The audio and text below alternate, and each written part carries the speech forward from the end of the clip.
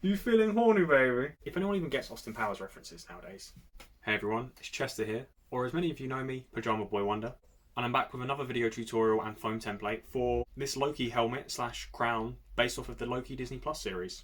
Now, this template is currently available for free on pajamaboywonder.com. I'll put a link in the description down below. It's only free temporarily, so I'd recommend checking it out as soon as possible. Depending on when you're viewing this video, I may then be charging on pajamaboywonder.com and or Etsy, but for now, it's for free. So go download the templates for free right now, link in the description down below. Before I go into the tutorial of what to do with the templates and how to turn them into this, I'll just show you the final product a little bit. The horns are quite smooth and it is all quite solid as well, even though it's made out of foam. And I'll show you how I made it like that in the following tutorial. Enjoy the tutorial. So first off, get your paper templates and cut them out of the paper. These are obviously a freehand version that I did at first. Made sure they actually work before making the digital version that you guys have downloaded if you're watching this video. Sketch them onto the foam and then cut out the foam either with a Stanley knife or a really sharp pair of scissors.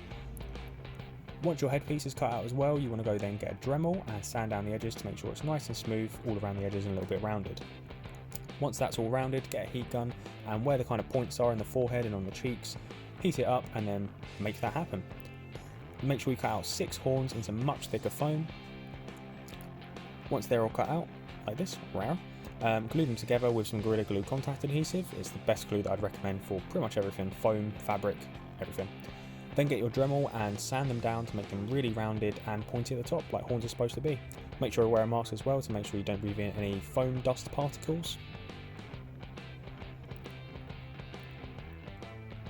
Now get your headpiece again and heat it up a little bit, and then I'm pinning it to a styrofoam head here so it has the kind of head shape to it from the forehead to the cheeks.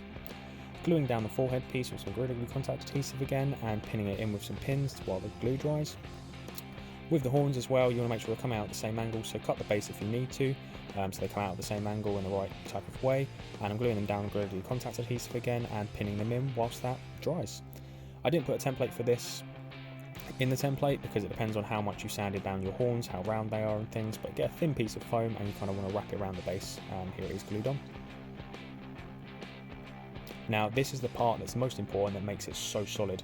I'm using some Evo Stick wood glue. It's actually a type of resin, but it makes it so solid. The downside is paint doesn't actually stick to it, so you want to get, once that's all dry, get some PVA glue and give it a light coat of PVA glue.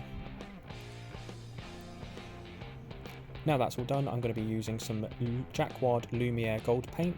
I think I used 3 coats on this, but it looked great even just after 2 coats, which is why I love the Jacquard paints.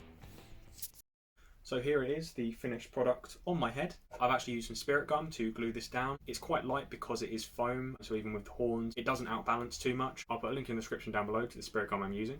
Of course, you get some elastic and add a strap round the back type of thing, which I will probably add onto this for convenience in the future.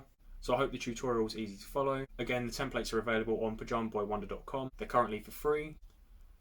And here it is. So yeah.